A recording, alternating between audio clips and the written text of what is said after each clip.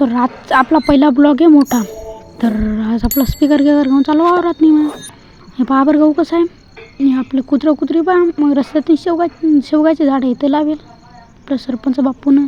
आपल्या वावरांचं तळं ते पहा बरं कशी याच्यात नाही बेसरा मी याच्यात नाही यंदा जाळून टाकतो बा आपल्या इकडली.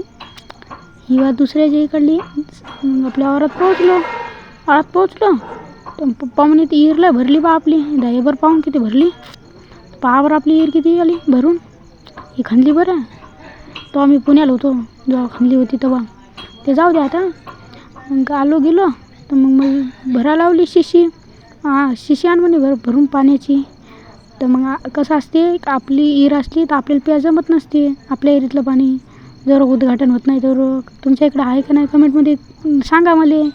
मग टाकली बकेट काढलं पाणी भरली. मग बॉटल 2 बाटली आणल्या होत्या भरली. ही एक मी हातची होती मग बहिणीच्या हाती होती एक भरली गेली. आता चाललो मग चप्पल धुवून. पाहावर आपल्या तुषार भाऊचं गहू कसा आपला मित्र आहे. मग आजी तेवढ्यात आपली हळद पाहू लागली तिथं.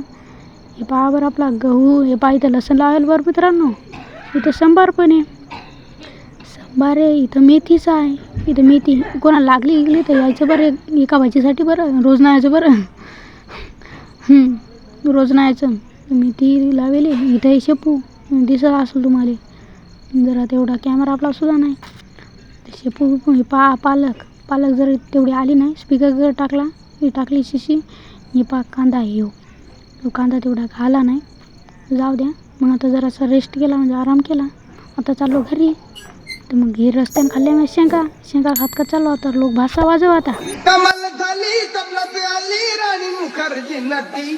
त्या नटीनं मारली मिठी मला त्या मारली